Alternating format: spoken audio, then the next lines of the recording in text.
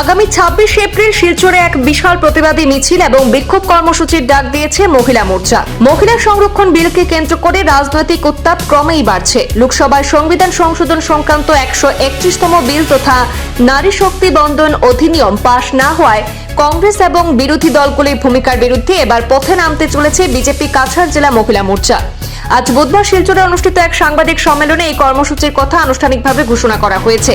BJP মহিলা মোর্চার অভিযোগ, বিরোধী দলগুলির অবস্থানের কারণে এই গুরুত্বপূর্ণ বিলটি পাশ হতে পারেনি। তাই এই সিদ্ধান্তের প্রতিবাদ জানাতে আগামী ২৬ এপ্রিল শিলচরে ব্যাপক মিছিল এবং বিক্ষোভ কর্মসূচি পালন করা হবে।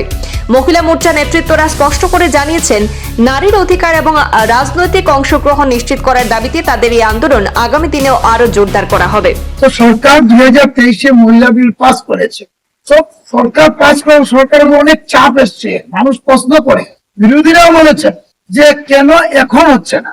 তো সরকার এই চিন্তা করে, আমাদের নরেন্দ্র মোদীজি চিন্তা করলেন যে এটাকে যত তাড়াতাড়ি করা যায়, তার জন্য ভারতবর্ষের মহিলাদের ভাগিদারি আগামী ২৯-এ যাতে লোকসভায় মহিলারা বিশাল সংখ্যা যাতে প্রতিনিধিত্ব করতে পারে, তার জন্য আমাদের প্রধানমন্ত্রী এই বিলটা এনেছেন।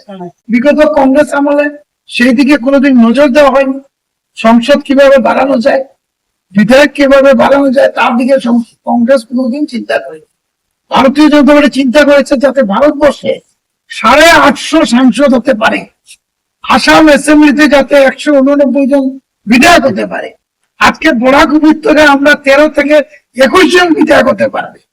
কংগ্রেস রাজনীতিতে একটা জিনিস পরিষ্কার হয়েছে, বিগত ১০ বছর থেকে কংগ্রেস দেখেছে না, নরেন্দ্র মোদীর প্রতিটা পদক্ষেপে কংগ্রেস বিরোধিতা করেছে। ২৬ তারিখে সেন্ট্রালি করবো ডিস্ট্রিক্ট হেডকোয়ার্টারে আমরা সেন্ট্রালি ডেলিভারি করবো আর মন্ডলে হবে। এর মধ্যে আমরা মন্ডলে অ্যাকর্ডিং টু মন্ডলের সুবিধা মধ্যে আমরা মন্ডলে, কারণ চাই গ্রাসরুট লেভেলের মহিলারা বুঝে হতো যে মহিলারা এত স্কিমে আসলে পেয়েছেন গভর্নমেন্টে, ওনাদের বিপক্ষে কিভাবে যে কংগ্রেসরা কংগ্রেস অপোজিশনরা কিভাবে যে মহিলাদেরকে ক্ষতি করছে, সেই কথা গ্রাসরুট লেভেল পর্যন্ত আমাদের জানানোর দরকার আছে।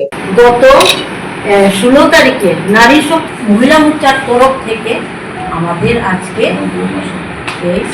আমি আমার ডিস্ট্রিক্ট প্রেসিডেন্ট শ্রীযুক্ত মঞ্চে উপবিষ্ট যে স্টেট এক্সিকিউটিভ তথা Manipuri council development council chairperson ডিনাসি ভাইস চেয়ারম্যানও ভাইস প্রেসিডেন্ট ছিলেন এবং